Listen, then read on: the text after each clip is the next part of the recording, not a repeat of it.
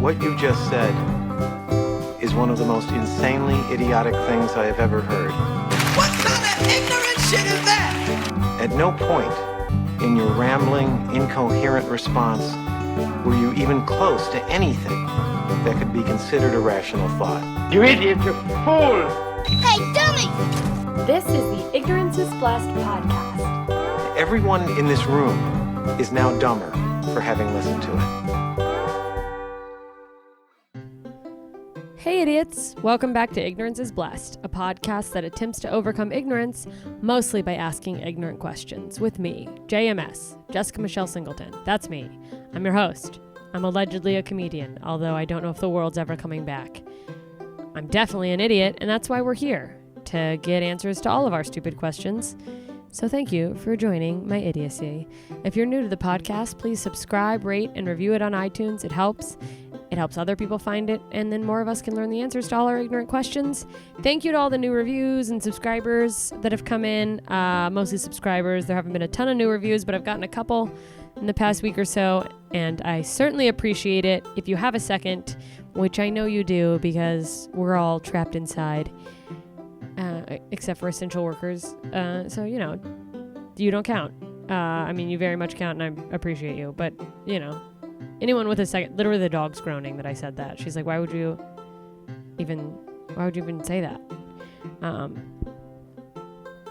don't know what the deal is with it. Like, literally, you guys can't hear the dog, and now I'm just telling you what's going on with the dog. If you have a second, type ignorances #blessed into your podcast app. Shoot me a review. It helps other people find it. I think I already said that, but it's just really helpful, and I'd appreciate it.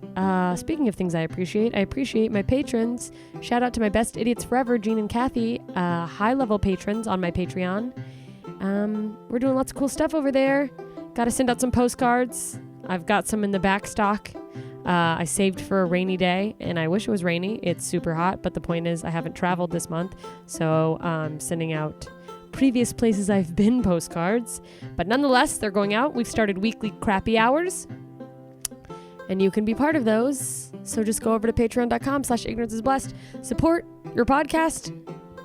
Whatever. I don't know it's too hot. It just, if you have extra money for some fucking reason and you want to help me eat or pay my bills, just go to Patreon. Thank you to new patrons. There have been a few of you. I appreciate it.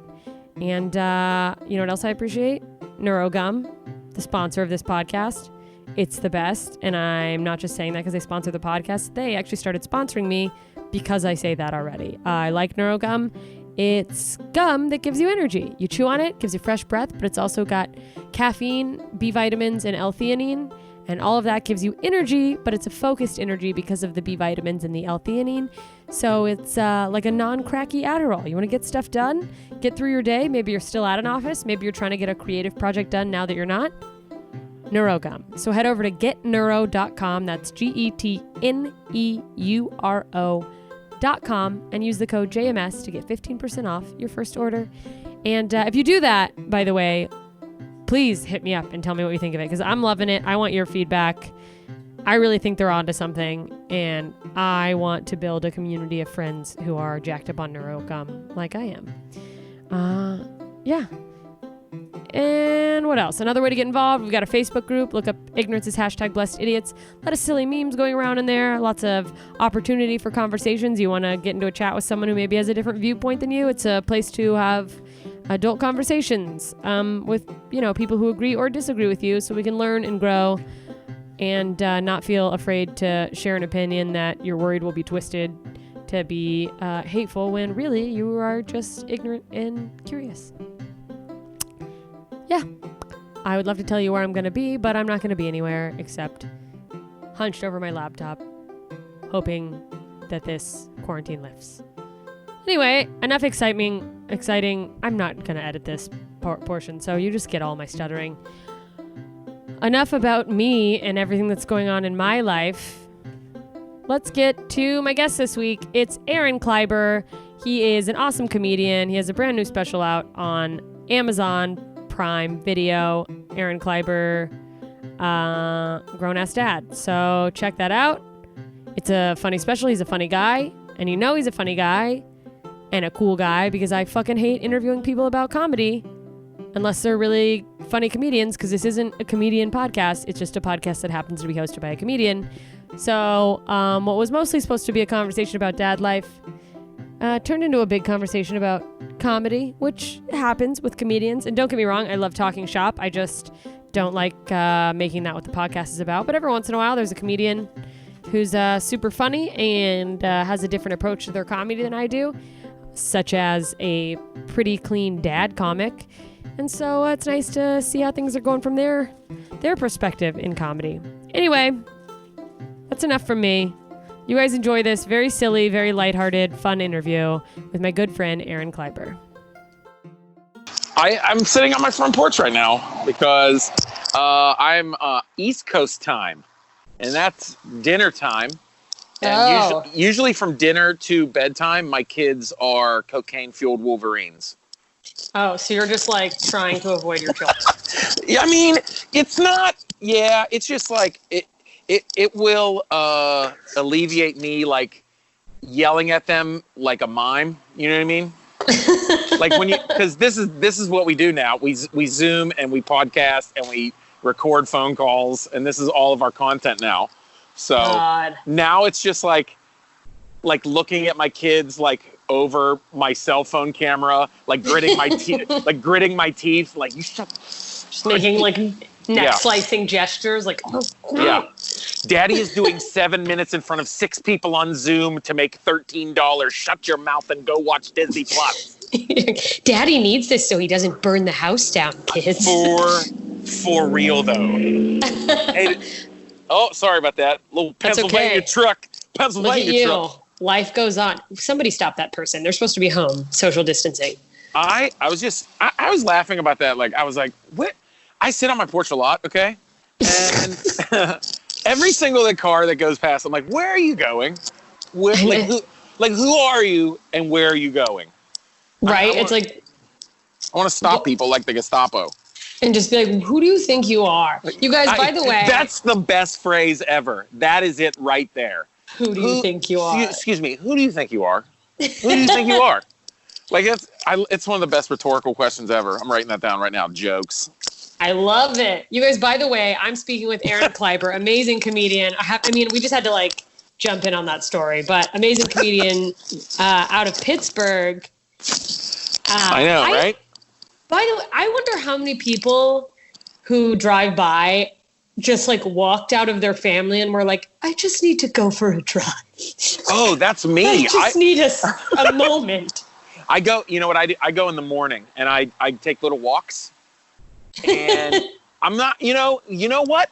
I don't want to give away my secrets. I think I already did on my podcast, so whatever. Well, everyone will have to just go check that out. That's so funny. How to stay sane. Yeah, in the morning, I don't know what it is because I don't stay up late anymore. Like I'm starting to lose that 8 p.m. adrenaline rush that comedians get. Do you know what I mean? Yeah, it's called you're old. Oh, yeah, no, but you know what? It's because I don't have to like stay up and like do stand-up. We don't have to. Or, yeah. No. So now I'm tired at 11 and go to bed, and then I wake up at 6 a.m. Like I have this inkling like, why should I feel like I should be sitting in a McDonald's for an hour drinking black coffee? Yeah, just staring out the window. But no, that's what I do. I'll go for a ride and find somewhere to take a little walk and listen to some news, maybe some podcast. And you know what my spot is? What? Cemeteries. Where? Cemeteries. I guess it's quiet. Nobody. That's the thing. Nobody is there at 7 a.m. Nobody. I mean, and they're open. Except all the ghosts. Right. God, it's just they're just open. Yeah, they're open. They're open. You walk around cemeteries, get a little a little speed walk going, get your calves pumping. Speed walking around a cemetery, just like tripping on someone's grandmother. No. There's the path. They have like little roads and circles and stuff. So you're not like running your bits on any graves. Like, what do you think of this? Hey, you guys. I should. That's funny because really, like doing live stream comedy, that's pretty much how it is. It feels the same, honestly. It's just dead people. Man, have you been doing a bunch of those shows? I've done a mixture. I did like a month ago myself. I just was like, let's try this. and I did like 35 minutes to my wife on the couch. And, oh my God, your poor wife. Yeah, she don't care. She just sits there and drinks some wine and is like, "You're stupid. You're goofy as hell. Now tell him your Venmo again." I think it's the first time. Don't forget to tell them your Venmo, honey. I think it's the first time I ever did a voice. I don't know why it came out on here. I don't know why. That's so funny. You never do a voice for her? No, usually, yeah. Sometimes, yeah, like an old gypsy. No, she's not like that.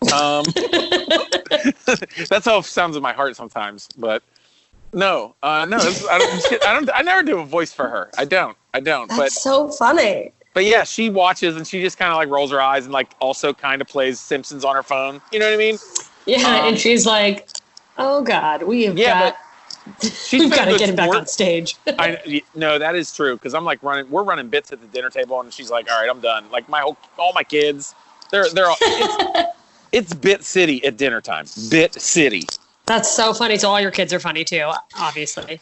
Yeah, they have all their little like moments. You know what I mean? That's amazing. My son is the one that he had all the kids are Zooming for school. Oh, wow. And they're all like, they have like 20 kids in a Zoom room. Can you listen? You think Zooming comedy or Zooming like a work meeting is bad? Try being just a teacher kids. And Zooming 20 third graders. God, and keeping an eye on all of them. Like, because it's like saying that out loud gives me anxiety. Yeah, that is not what anyone signed up for. Yeah. Like, and teachers already get underpaid, and now they're having to like. It's crazy. Yeah, learn all this technology and shit. But yeah, so that's what they do now. But so my son, they had a little like lunch with the principal on Zoom, which was kind of cute. It was like all the kids like got in front of Zoom and like, it was like 100 kids per half hour. It was cool, and the principal just talks to him and eats an apple. It was nice. That's cute. So he was like, asking like who knows what they want to be when they graduate, and my son said he wanted to be a comedian. Oh no! I know, and I was like, "Do you see where we're at right now? Are you shitting me, dude? Like, you don't want to be a comedian? Like, what are you talking about? We have no savings, we have no money, we're panhandling on Facebook Live, you idiot." Like, this is not what you want to do with your life. Don't be like me. I know. Oh my God. Well, you have to stick around. That way he doesn't become a comedian. I know, right? I have to eat healthy just so I can stop him. It's like the reverse of Back to the Future. I have to live long enough to stop my son from being a comedian. That's amazing. So stupid. I love it. Well, because you're on the road a ton. You're like me. You're a road dog. Yeah, it's weird being home, right? Like, constantly. It's weird. Like, are you just even looking at the walls of your apartment like, wow, like you're taking it in even deeper? And I'm not talking about like you're so high or you're like, on acid or something, but it's just like, it really like, what is it? You've noticed the detail in literally everything. Yes. Yeah.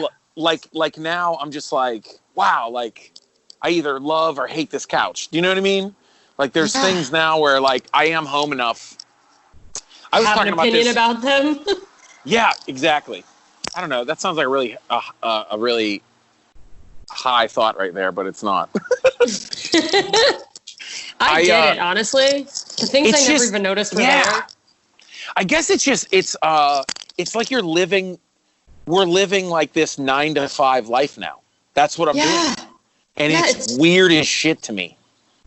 Dude, same. It's just like right. Like we wake up and we do our comedy work, which basically lives online now. But it's like, I got to sit at my desk and I got to do thumbnails for YouTube. Get to work. You know what I mean? Jeez, I know. It's like, I never did all that stuff. No, I guess in like a way it's because, everyone has been saying for years how important it is to have all that social media stuff. So in a way, maybe it's like forced us to get better at that aspect. You've always been good at you've always been good at that. I mean, you've got, good stuff, podcasts and shit. And geez, I don't know. You got Twitch and QB and I don't know. You got all these little I don't know. You sound so old. What? And what? You got Twitch and QB. You got all the interwebs. You're on the GeoCities. But now it's like, we have to do all this stuff. Yeah, it's like I've half-assed my way through some of it, a lot of it, and now it's like, oh, everyone's doing it, so now am I no longer allowed to half-ass my way through it because there's so many more people doing it, so there's more options and more. It is those things that, like, I don't know, I don't want to bore people that listen to your podcast and aren't comedians or entertainers, but I'm sure you talk about the biz enough. Yeah. Well, that's why you're on, because you're a comedian. Yeah. Well, it's funny how everyone's like, you got to do more content. You got to get big on TikTok and like whatever. Fuck TikTok. I know, right? I don't care. I'm too old for that. It's just, even if I do post stuff, I just put like hashtag dads of TikTok and like. That's more than I'm doing. But people refuse. lovingly like rip on me, and I'm like, that's fun. Every time I see another comedian I know post like about TikTok for the first time, I'm like, we lost another one. It's like seeing a soldier go down to me. I'm like, and there's We're talking. We got to talk about some of our friends, like they're addicted to this drug and we can't get them to stop. We're like, guys, he puts in hours a day. Yeah. Just you know what I mean, just staring at it all day of content. There's some people I'm like, guys, I love you, but like, I know this TikTok video took you 3 hours and that's crazy. It like bums me out. Yeah. Cause it's like, I know. Well, it's just like that someone's putting that much energy into like, maybe you'll go viral on TikTok or whatever. And yes, maybe there are a few people who might build an actual following from doing it, but like, all that for a tiny little video that also may go nowhere is like, yeah, right. That is crazy. Hold on. I'm speaking in Post-it notes. Like I have like 10 things right now. I'm trying to wrap up. Like how we're doing like oh yeah, okay. I remember what I was gonna say now. I'm brain dead right now. Oh my god. You're doing great. I need a nap. No, like we're doing all this content now. My friend who does like tons of YouTube stuff and do content. It's like he's like, it took a damn pandemic for you to make a fucking video. You know what I mean? So funny. But it's true. But also it's like we have time now. Yeah. Like, and now that I'm like, I do a daily video at noon for 5 minutes. I do a Friday night happy hour live, and I do a podcast. Now I'm down to every other week right now because I'm getting used to shit. But like I can do all that stuff now. Like, I couldn't do all that and also drive to fucking Milwaukee.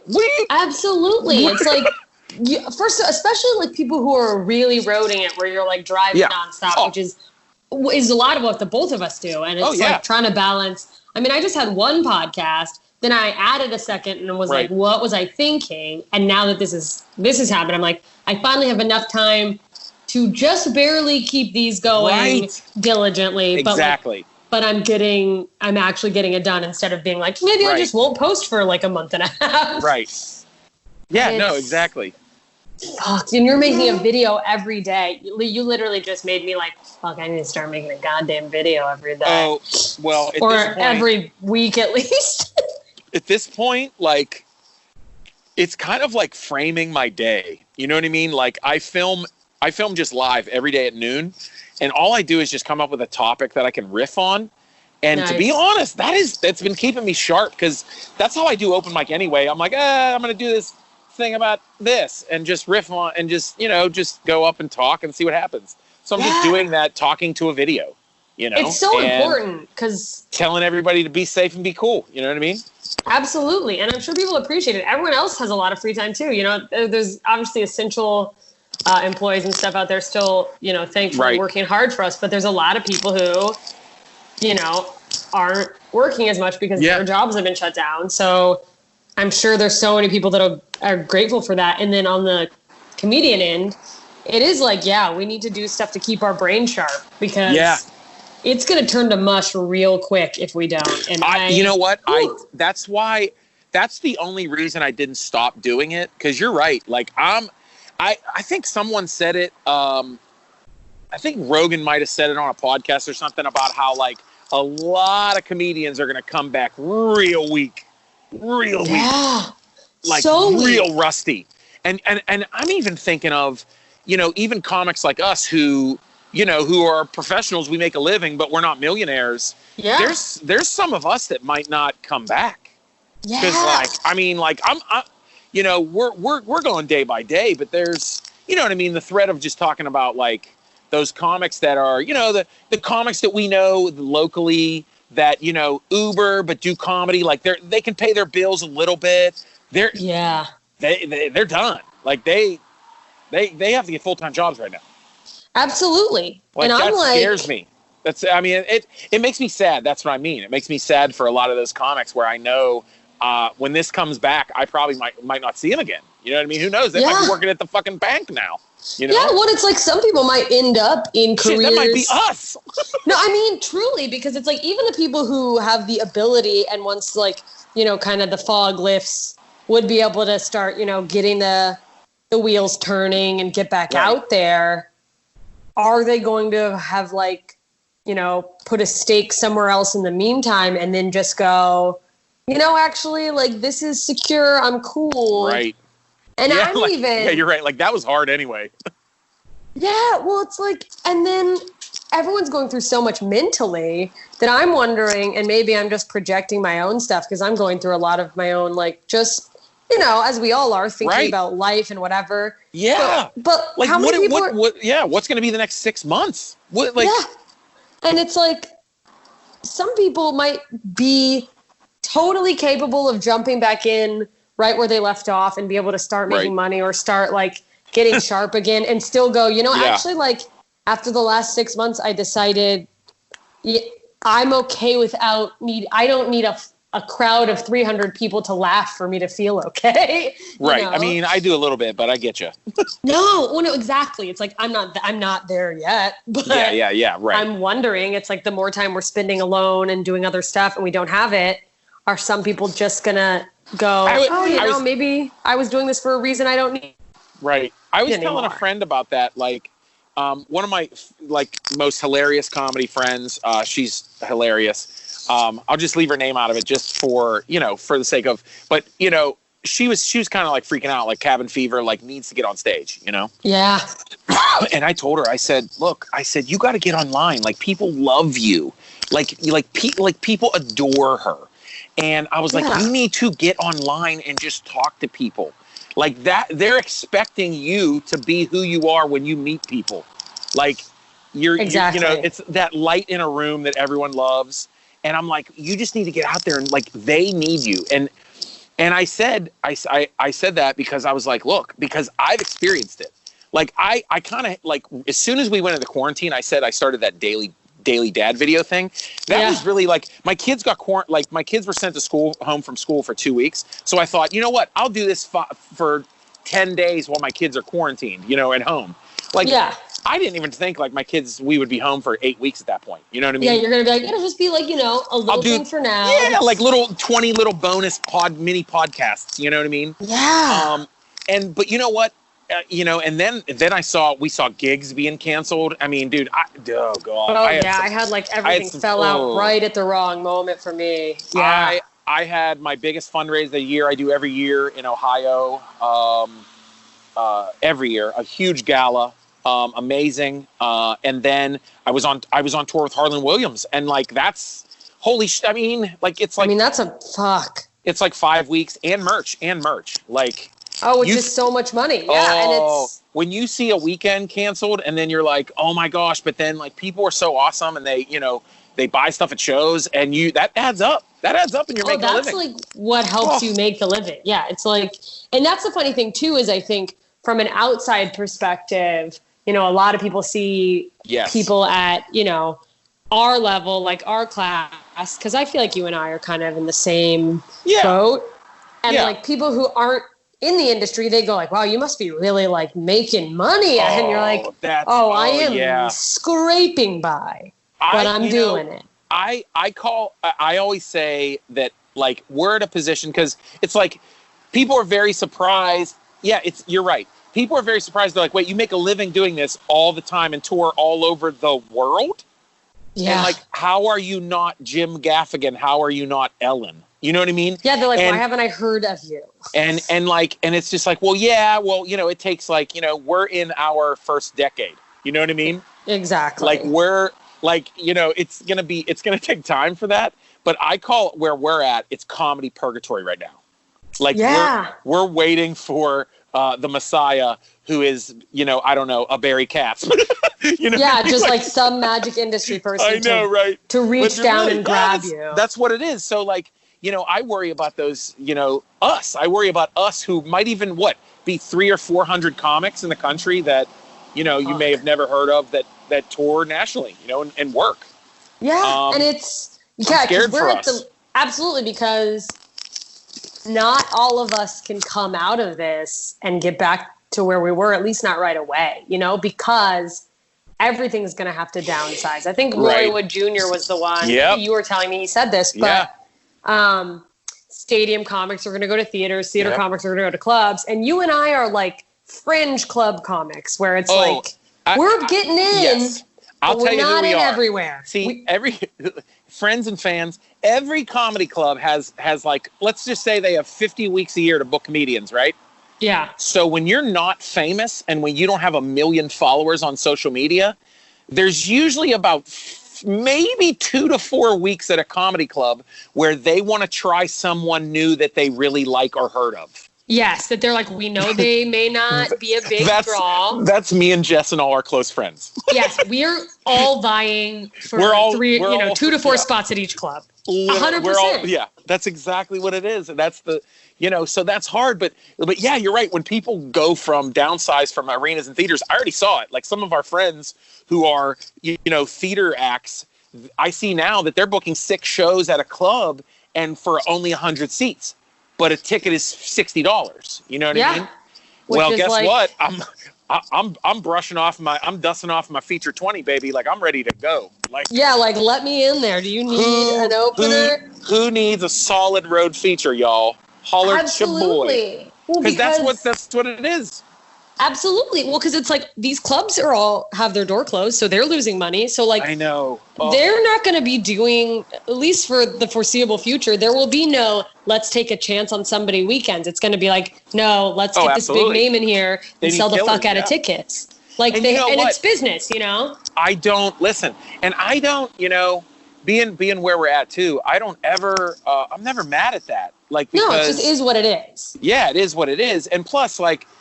I think I was saying to you the other day, like, I immediately thought about all of what I call our coworkers in the clubs. Like, because like I said, that's our people. Like, because when we're on the road, people are like, how do you survive on the road? Like, how do you get through that? Hanging out with servers. Bullshitting with the sound. Staff. Yeah, bullshitting with the sound person, the door people, going bowling with the management, you know what I mean? Absolutely. Like just bullshitting with these people. Like this is us hanging out at work, and all those people are out of work. That like kills me. That's one of those moments where I was like, I wish I was selling out arenas. I wish I could do something for them, Yeah, I wish there was some way for me to help all of those people who I'm so grateful for. Yeah, and there's, just, there are a lot of people doing. I know the Comedy Store's doing dope stuff for the staff there. Well, and they're like doing fundraisers, and it's like fundraisers, and thank God that like they have access to these comedians who will bring in viewers who will want to donate, and not only that, but I mean, thank God for the fucking. I mean this in 100% a positive way, but the fucking ego of entertainers. And especially comedians. I'm not kidding, because like at some point they just did a fundraiser and there was like they were arguing over who was donating more. Like they wanted to be like, I donated the most, and all that money goes to help the club and like potentially help people like me who are paid regulars that like are going to die. Right, I know. No, but like the staff and like everyone who suddenly they had this regular job that. Yep. They went to every weekend. That's just ripped away for who knows how long. I don't want this to sound like you know what I mean. Whatever you say whatever you want on your podcast. No, I always I have that gene in me that like I'm just like don't want to offend people sometimes. It's I hate it. Me too, because I'm a people pleaser.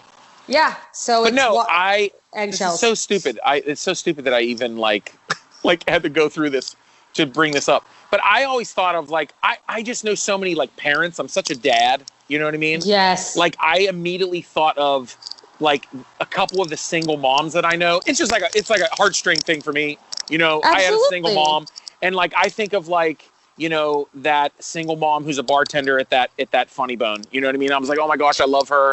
You know, she has a bunch of kids. Like, oh my gosh, I think about her. You know, I think about, you know, my friend at my home club who has kids. You know, single moms, and like, you know, and that's, you know, servers is a single person, single parent job. You know, and absolutely. Well, and you think about like now because I'm just thinking about like when I served in some states, you don't even get minimum wage as a server, right. And then a lot of what's really getting you by is the tips, and right. then if some of those people maybe like didn't claim all their tips or whatever, even if the government, even if like the business they're working for is paying into unemployment, they're not right. getting shit. You know what I mean? Like, because you're getting a percentage of what you paid in, and it's not livable. That's for sure. So servers they definitely don't get a lot of unemployment then, right? No. Yeah, that'd be crazy. Because I mean, if they're probably making base minimum wage at most. Wow. Yeah, that's right. And it's crazy. But all those people, like, and even like, I think of people that work in the kitchen and stuff like that, and like, you know, look, man, I'm gonna be honest. Like, when there's like, you know, a grown man in his 40s and 50s, you know, washing dishes, he's already not had a fun decade, probably. Yeah, you know it's not going great. And like, right, and I think about those people. I'm just like, man, like, you know, when I complain where I'm like, oh, you know, kids, we got to cancel Hulu. You know what I mean? I'm like, what the fuck? Like, you know what I mean? I'm thinking of some of these guys, you know, some of these people I work with that, like, I'm like, I don't know what they're doing right now. You know, you know, so. You know, without bitching and complaining about who's going to help us. But, you know, anyway, what's funny in the world today? Anyway, what else?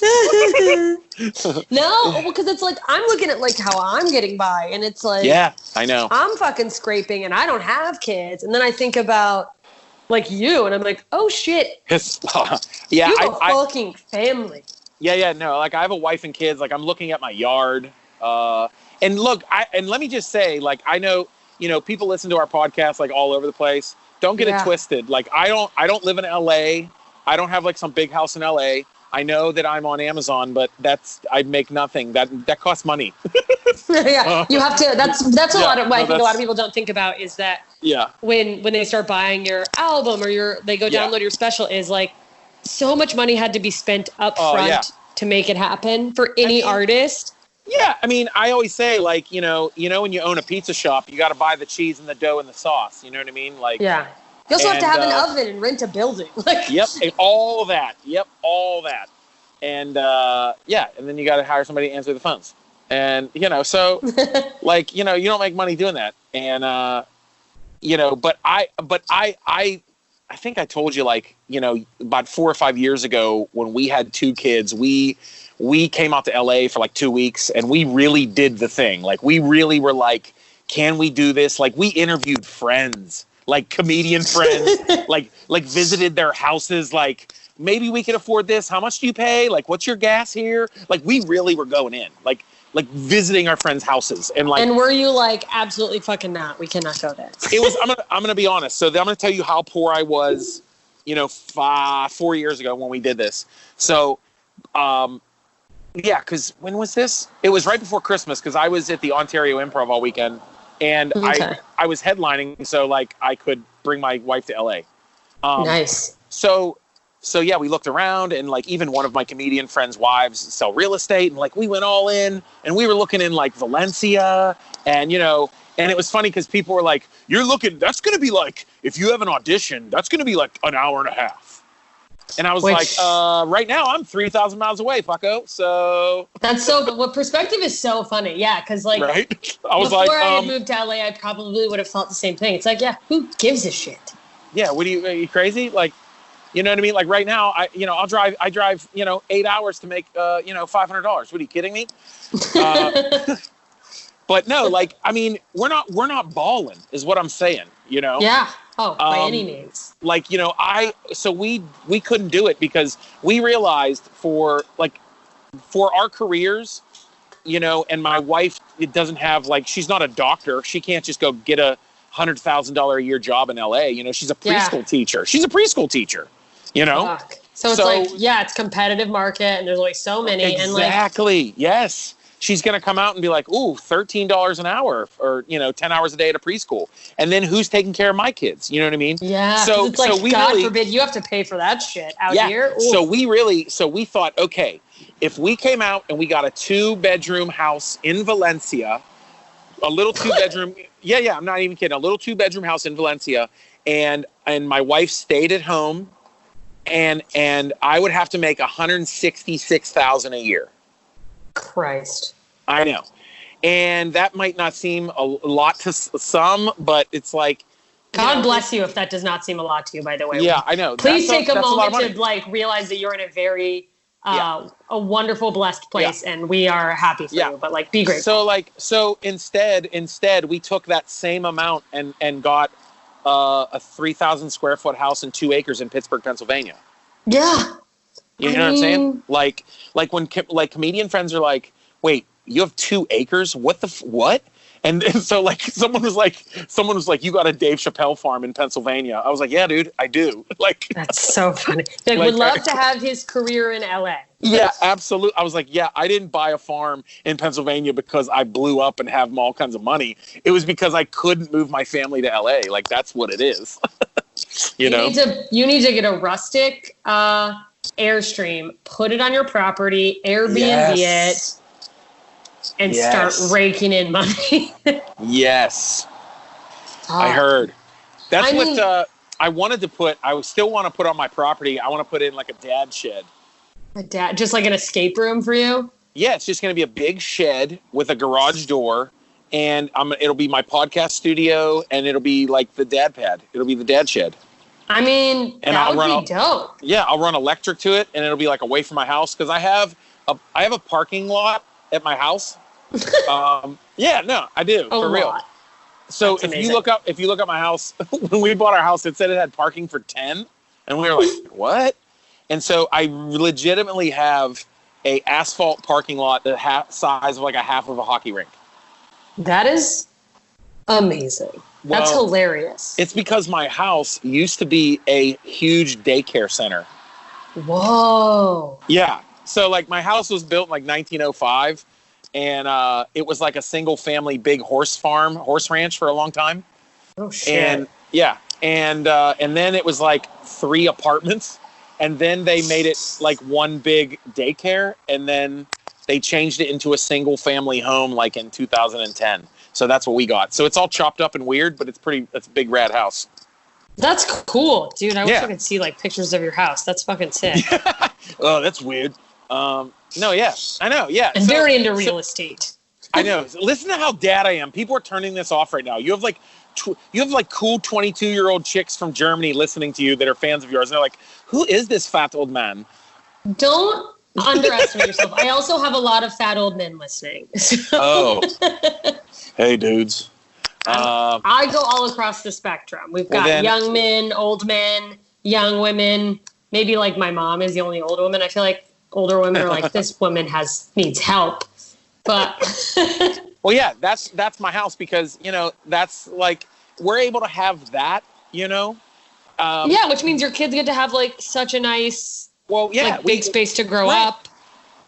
Well, we came from a 3-bedroom ranch with 2 kids, and that's why we had to move. And basically that's what we were going to get if we went to LA. And I thought, well, so it's going to be, my wife and my 2 kids in this size house in LA, nobody, and I'm going to be on the road even more to pay the bills. Well, and the thing is the caveat is I feel like it's a little bit easier, and maybe that's just something that's been repeated to me. It's a little bit easier to sustain being on the road if you live in the Midwest. Oh, 100%. I always tell, you and some other West Coast friends, I probably worked 30 to 40 clubs within a 10-hour drive. Yeah. You guys, I feel like it's LA, and then you have to drive over a mountain and 9 hours to get to anywhere else. To get to anywhere, yeah. Most of my touring has been I have to pack it all together. Like I leave for Right. the summer. Right. And right. I jam it all in because it's like once I'm out there, Because I'm unless just you're in gonna like, stay out there. unless you're in Cali, like then you got to like, right, to go to like Washington, like, you know, or like you go to Portland and Seattle, like that's, what is that? Like a day, like a 12-hour drive? Yeah, so it's like, and if you're lucky, you can get, cheap flights, but like you have to, when you're making the amount of money we make, you really Right, have to you factor can't in fly. what is cost efficient. Yeah. I can't fly somewhere and then be like, well, I made no money, but I got up and I did a good job. Like, fuck Yeah, I know. people who can do that. You're like, oh, you're just independently wealthy and this is just fun for you? Okay, well, fuck you. Sometimes like people say like they don't want you to break the, like they don't want you to like reveal like or break the mystique of like comedy and like going on the road and like, Yeah. and I'm like, no, I want people to know the reality of my business so they respect and appreciate what I do. Well, yeah, that it's like, Yeah, like, we're not doing it for money. It's like, we love this. We love being able to bring I know. this to you because no one could keep doing it if it wasn't, the thing they loved most. I know, it's crazy. It's like No. it's like the weirdest obsession that's like good. Yeah. It's a weird thing. It's like you see Absolutely. people like that are like people are like, like working out and shit, they love that. Yeah. People are like shopping. But if you can like do what you love and like, it's like people get paid to like play sports or like golf or like, watch and critique movies. Like that's living the fucking dream. Yeah, right? Let me get out of your way. Sorry, my roommate is coming through the window because we've built a makeshift a shed. Not shed, like a lounge on our roof. Oh, nice. Yeah, she ordered a lounge chair, and it's just like, well, we're in California in a tiny apartment, not on a farm in Pittsburgh like you are. How can we survive? Well, yeah, I think it's important to shed that back because, I don't ever want it to be lost on people how much, it means to us or... I know. This sounds like it sounds like we're giving like a TED talk on the comedy business. I mean, but I'm having you on as a comedian who's a dad. So in a way, we kind of... Yeah, this is like a, This is a learning podcast more than a comedy one. You just happen to be a comedian guest. Yeah, I apologize for that. You're like, I wish I had chosen something more...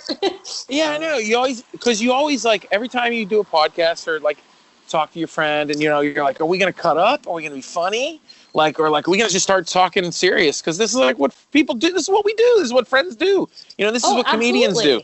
Like, and we, what too? It's like, I was telling, oh gosh, I don't even know who I was talking to about like, I just miss comedians, I think I told you that too. Like, yeah. And this is part of it too. Us just talking about the business and like what we're doing and like, like, are we doing the right thing? It's, this really matters to us, believe it or not. Yeah. And it's like so much of our life is like, I never get sick of talking about it. Yeah. So it's weird to have like less, in theory, less to talk about. But even with my podcast, it was like from the beginning, I actually, when I first put my podcast out, I put it under the umbrella society and culture instead of comedy because I didn't want being a comedian hosting it. And I have a lot of comedians as guests, but I also have people who just do other things that I'm curious about. I never wanted anyone to think there was a pressure to be on. Like I was like, obviously if I have comedians on, we're going to end up laughing. They're my friends, whatever. But that way it alleviates that fear of, you going, we're doing a TED talk because we all do that as comedians. We go like, you want me to be a clown, right? And I'm having a normal conversation. I shouldn't do that. This is a society and culture podcast. Yeah.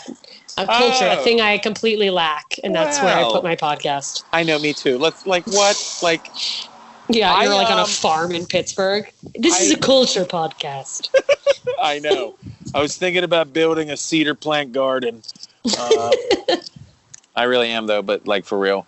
But like, but it's not essential, and I don't have any money. I will come up. I'll come up with ideas of shit to do at our house. Like I'm like, oh, honey, we should put a garden in. We can eat our own vegetables. Like, we have time to do it now. And we'll build a raised garden with cedar plank boxes. And I was like, oh, cedar's like $19 a foot. You're like, we're going to have a plywood plank I'm like, can we plant cucumbers in a plastic Glad bag with old soil in it? Yeah, can we just use old cardboard? Like I'm growing vegetables in my basement like a marijuana You're like a drug dealer. Like a freaking cartel marijuana grower. And yeah, you're just like, does anyone want some parsley? Yeah, seriously, I have time, everybody. Literally. It's terrible. He's got time and now he's growing it. I just threw out my best morning radio and got nothing. That was it. No, I'm kidding. I don't know. That's what it sounded like. The crowd is going wild. I'm sorry. I should have laughed. But listen, I did the comedian thing of going. I wasn't even good. doing. No, that was not jokes. But listen, so I can't build anything because I don't have any money. But that's what I was saying. Like, sorry for laughing.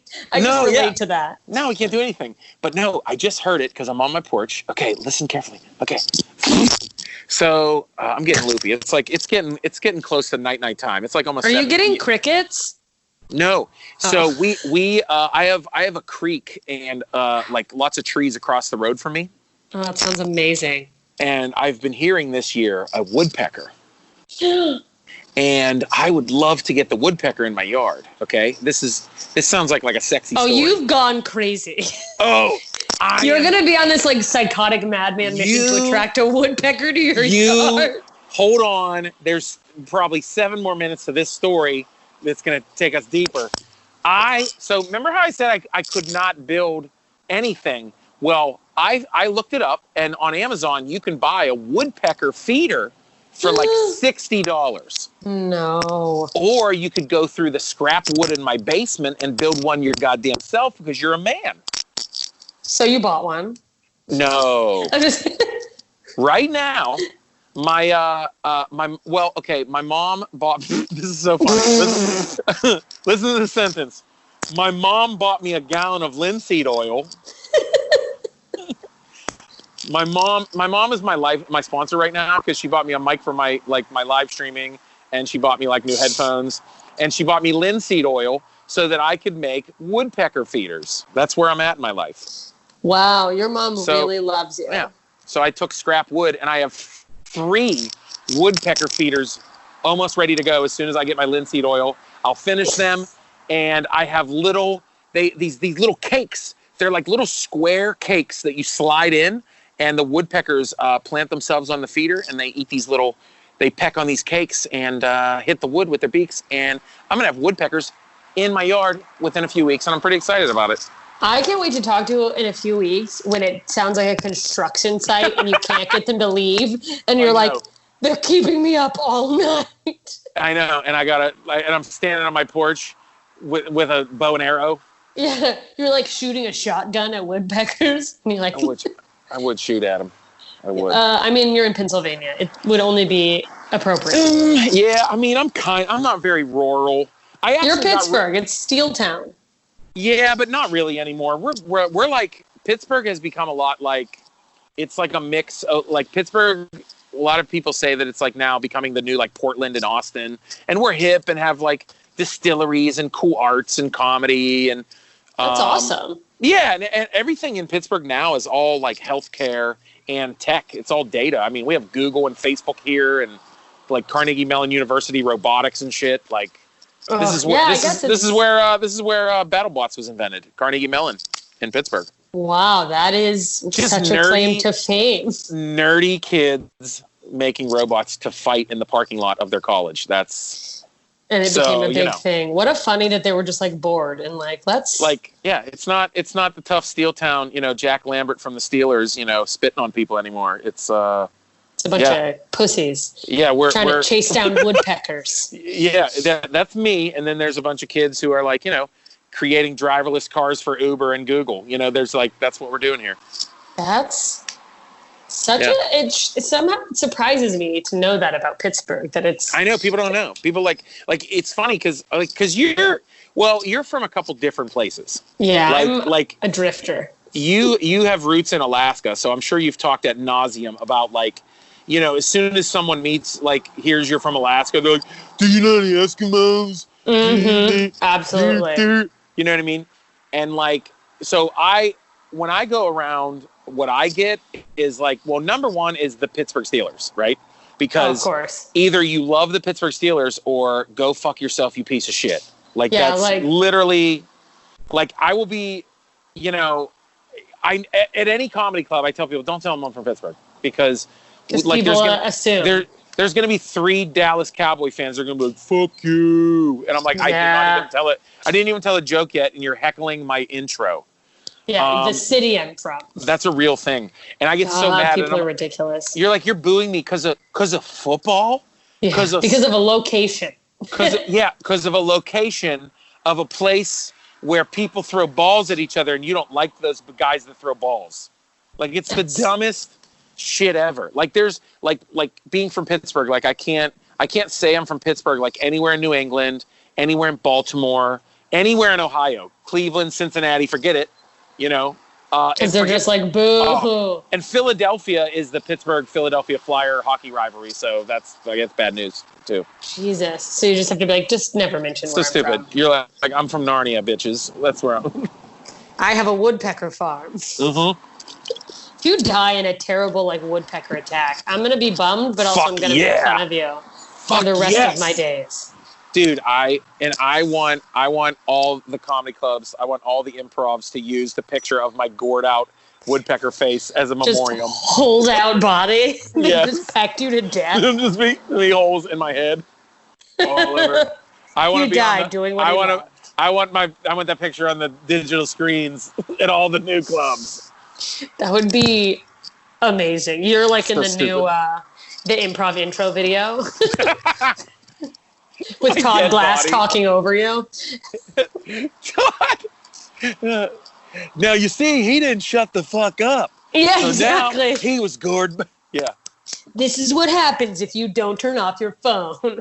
That video they used to use, I used to know it word for word. And then Brewer would come on and be like, Todd, doing a show here, Todd. Thank you. So funny. I know every word to that. That's so funny. I mean, it was timeless. If you guys are unfamiliar, it's the old intro video at all the improv clubs. But so you want to start with questions or what? Like, what do you want to get started with? I mean, it's a great. Let's start the podcast. I'm like, oh my God, do you have segments? No, it's very much a conversation. But I do have some questions based on you being like a comedy dad, a comedian who happens to be a dad, I guess. But I know it's very different than anything you've ever done. Questions of my own, but then also like I posted for questions in my Facebook group, and people are very curious. And no, dude, your fans are so much fun. I will say I'm complimenting them because I guess when you see your friend also have people that support them, you're like, oh fuck yeah, like yes, because I'll tell you what, you really don't appreciate those people until something like now. You know what I mean? Absolutely. Like you really, people see all these followers on people's pages and shit. And really, I mean, do you have 50,000 followers? It's like, are they all actually paying attention and seeing your shit? And it's funny because, like, at the end of the day, there's been a solid, like 500 people that just like, wow, like watching everything and just like, throwing a Venmo here and there and like, it's really cool to, you're like, wow, this is working. Like people do, I make people happy. It's working, Yeah, it is so funny because like the difference between, just like you're saying, it's like I have pretty decent social media numbers, but then and that's translated into a nice amount of people. Like this podcast gets really good downloads. And then I have this small handful, and it's like a lot of the people on the Patreon of just almost like super fan. Like they're just love it. Anything I post, they like jump on it. They like follow the people, they ask questions. And now it's like, since I'm able to focus more on this podcast, I've been able to interact with them more. And it's just so cool. I really think that people are like invested in what we do. Oh yeah. I really think you can gauge how much people love you, that your audience loves you, by what you can give them on Patreon. And you, my friend, are reading Harry Potter to your Look, Patreon it's fans, not for everyone. I will say this. Okay, some of them but that probably is think that's such stupid. No, but for people that are into it, like you are, it is like literally like someone's told me like I'm a super nerd, right? Yeah. And people keep telling me like I'm weird. Like I'll you know, like I wore a backwards hat and baggy jeans and fucking know every Wu-Tang lyric, but also I'm nerdy as shit. You know what I mean? Yeah. Oh, so, I feel you. Like I'm into the samurai and Star Wars and you know, but what I'm saying is, so like someone was like, you should do a podcast called Dads After Dark, where it's just That's so funny. it's like you and a couple of your dad friends, basically like how you know Kevin Smith does like the comic book men and shit. And they were like, dude, I'm telling you, you have like 100 dude fans that seriously would listen to you laugh about Star Wars every day. Oh, yeah. And I'm like, you're probably fucking right. Talk about things yeah, well, that's the Harry Potter thing happened because my other podcast organically we went that direction. Right. Because my other podcast, it's not interview style. It's me and Nicole Amy Schreiber. And we just were kind of like, you know what? There's so many male comics who have these podcasts where, you know, like, there's not really a format. They shoot the shit, and it's funny as fuck, and we're funny as fuck. Let's do one. Oh, no, you and Nicole are funny as fuck.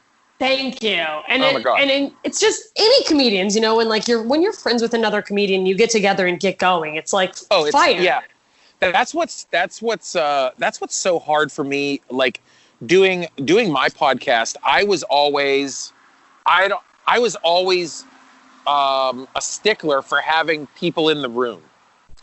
And I don't know if that hurt me over the years, but I mean, I still have, thousands of people listening and I'm thankful for them, you know, but I thought like people always said like, well, you know, you're friends with comedians and like, you know, some celebrity comedians and like you could have them on the podcast. And I'm like, yeah, but I don't know. Like I'd rather be in the room with people. And like, you know, I use local comics and local friends and it's still it's fun to me. You know what I mean?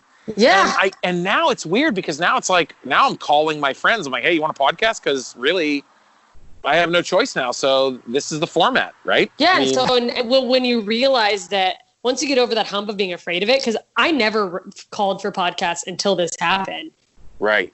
Then it's, well, if I can, you know, call this person who lives down the street to do a podcast, fuck yeah, I can ask my friends to do a podcast if they're on the West Coast. Exactly. That's what I was thinking. And it's weird because like my you kind of my podcast has I got like 195 episodes and fuck yeah. And so like it has taken like ebbs and flows. Like it's like every 50, 60 episodes, it's like a different I have to evolve the show. You know what I mean? And that just is gonna happen because we're all evolving. You know what I mean?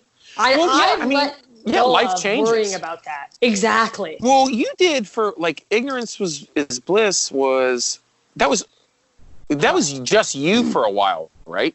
Well, that still is. That's this one. Ignorance that's what we're blessed. doing. Yeah. Or blessed. Hashtag blessed. I know it's wrong, and that's why you fucked it up because you said it the correct way. I know. But it's intentionally wrong in case I haven't made that clear to the listeners who I've told 8,000 times.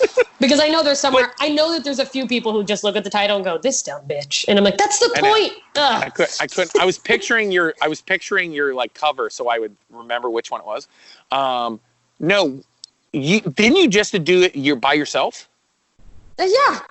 Oh no, it was never just me talking. I've done a couple solo episodes, but it was always an interview style because I started. I mean, not to like go too much into who I am because this is interviews about you, but like. People already know. People know everything. Like after you do so many podcasts, I forget that I've literally talked to my fans for like 100 hours. Exactly. And they're like, okay, Aaron, you were beat as a child. Next. Yeah, you're like, we get it. Your dad left. I know, Move on. Okay, here comes the Waffle House story again, bitch. Oh, boo-hoo. So yeah, exactly. Well, so I always forget. And I'm just like it sounds so dorky. I should stop. It's just who I am. But like, I'm just like a lifelong learner. I've just always been extremely curious. And like as a kid, it was this annoying, never stopping asking questions. Like, well, why this? How come that? Well, why is it like that? And this sort of was an outlet for me to be nosy and also and since I made the premise kind of like clear that it's going to be, you know, uncensored so I could ask the questions because we live in such a weird time where people get offended by things when you're not trying to offend them. And it's like, okay, maybe somebody fucked up, but like, are we gonna magnify that when there's actually like dangerous people out there? You said something that I just want to say. You know why I love and respect you is because you do say what you want, and I'm one of those people. Like, if people listen to my podcast, I stay away from, even on my podcast, in comedy, but even on my podcast, I stay away from politics and religion because I don't look, I don't give a shit. Like, I don't like. I mean, my job, I think, is to make people happy and laugh. So let me just not dip into the things that could make people feel. You're like, I want to stay away from all that. Yeah, I'm just like, I've always, like I said, since I was a kid, I've been a people pleaser. So I'm just like, I don't want like 40% of the room to be like, fuck that guy. Like, I don't want that. Like, I want people to be happy. I don't care, like, whatever. You know what I mean? Yeah. And I do hit moments where I'm like, should I say this? And it's never a thing where I go, I don't think I've ever had a thought where I go, this is I have a belief that is negative and dangerous and could incite someone getting hurt. But I go, could this be misinterpreted? Or and I've learned to, like, through doing this and sort of even making that the brand of the podcast was sort of a way to give myself the excuse to go, hey, I'm gonna push that limit because that's the format. But the truth is that it's like, I think that even with heavy topics like that, or, anything, you get into any of the, splitting topics that people have, politics, religion, etc. So much of the, like, hateful side of it is more ignorance. Like, it's just like, I don't understand it. I've never met someone like that. It seems crazy to me. And I have always felt kind of embarrassed about the fact that I live on the fence about everything. Like, I've always kind of lived in this gray area of, I have a hard time firmly committing myself to, either political party or I get that. And I think a lot of comedians could probably agree with, like, because we tear things apart for a living, so you can see each side of everything. They're coming to get you. That's the PC police. Run. I'm kidding. I'm such a hack that I just. It was City of Pittsburgh Police. That's so funny. So it was CP Police. Because it's just, I don't know. It's, if I think about something long enough and I really, like, try to examine any, belief, I can usually at least try to, like, if I think about it too long, I start to see where, like, the other side is, or just that philosophical constant kind of, I've always just been and I think a lot of comedians are like this. So I don't think I'm like, I'm special, but constantly questioning. Oh yeah. I think you're right. I mean, I would say that a lot of comedians fall more center left, Yeah. I would say. But I would say there's not a ton of, like, really, like, out there right or left comedians. There's not a lot. Well, no, because I think it's also, this thing where I think what you're saying is we are one of the most acute observationalists on the planet. Yeah, so we can find flaws in everything. Yeah, we pay attention to detail and we question things, and, like, that's why. Go ahead. Sorry. No. I mean, that's why it's like when some comics are, like, super conspiracy theorists or something like that. I'm like, God, like, you got to question everything. Like, why do you believe that one insane thing? What, are you kidding me? Yeah. That's like believing that you're gonna have a heckler at every show, dude. Stop it.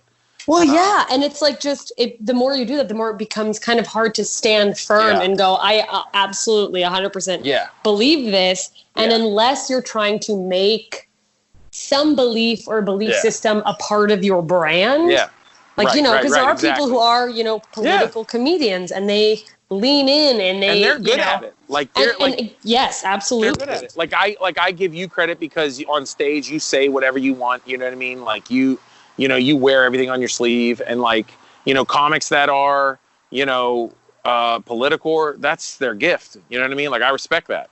Yes. Well, and I respect all different types of comedy, even the stuff where I go like, like, I've learned to acknowledge that instead of going, this person's not funny. A lot of times it's like, oh, I'm not their audience, and that's okay. Yeah. And sometimes I feel like I'm too, like, too normal. Like, I'm not this edgy. Like, look, I mean, I get, my comedy is like, oh, well, you're like cleanish and you talk about your kids and you're like, I'm like, look, I've lived with 3 kids and a wife for 11 years. What the fuck else am I supposed to talk about? Yeah, what am I supposed to talk about? What am I supposed to talk about? Living in my grandma's basement, jerking off? Like, what do you want to like, me? You know what I mean? You're like, this is my your life. Reality, losers. Yeah, I mean, but like I'm, I sometimes like I envy the comics that are, writers. Like I watch Nate Bargatze and I'm like, what the fuck? How is he not moving? How, like how is he so funny? And he's not a household name. I know, and he like, but I'm just his skill of like talking. Like I have to get up there and tap dance and shit and throw water balloons, like that's how I feel like my comedy is. You know what I mean? I'm just feel like I'm a clown. I'm just this normal style of white dad who like people are like I had one of the best comments someone put on one of my Amazon clips. This dude put, he's doing a real good Gary Owen. and I was like, and I take offense to that sometimes. I go, why? Because I'm a big white dude who makes black people laugh. All right. Well, if you're hearing my voice now, it's because the free hour of this episode has come to an end and you're not listening to it on Patreon. But you can hear the rest of this interview at patreon.com/ignoranceisblessed. For as little as $1 a month, you can get all the bonus content, the extra parts of interviews, as well as, full interviews that I don't post anywhere but Patreon and other cool stuff. So head over to patreon.com/ignoranceisblessed. It helps me out. Help me help you learn more. We're all doing this together. If you like the podcast and you haven't subscribed already, go ahead and hit that subscribe button. Give me a rate and a review on iTunes and share it with your friends because everyone's a little bit ignorant sometimes. Big thank you to John, Dustin, Greg, Jean, Kathy, and Terry, exclusive members of the League of Extraordinary Idiots on Patreon. I couldn't do this without you guys. And it's literally the only income I have right now. So thank God for you. I'm fine. If you want to join the League of Extraordinary Idiots, get cool postcards from me. I'm not going to plug the Patreon again. I just plugged it at the top. You guys get it. I would love to have you. You know where else I'd love to have you? Doesn't cost you a fucking dime. Facebook. Join the Facebook group. Ignorance is #BlessedIdiots. Start a conversation. Post a silly photo. Just come say hi. Also come in and suggest a guest you want to hear from. That's the place I check the most. That's where I will see your suggestions. And it's where I post asking for questions of upcoming guests so you can get your specific question asked instead of wondering as you listen if I'm going to ask that question. Please keep in mind that no guest is or claims to be a representative for every person who has a similar identity. They're just one person sharing their own experience and ideas to help us get a peek at how things look from their situated position in the world. Keep giving suggestions, keep asking questions, and I'll do the best I can to deliver what you would like. The more we ask, the more we learn, the more we know. And the more we know, the more we can look down on others who aren't as smart as we are. And isn't that the point? Thanks for still listening, and thank you for being patient with my ignorance. See you soon, idiots.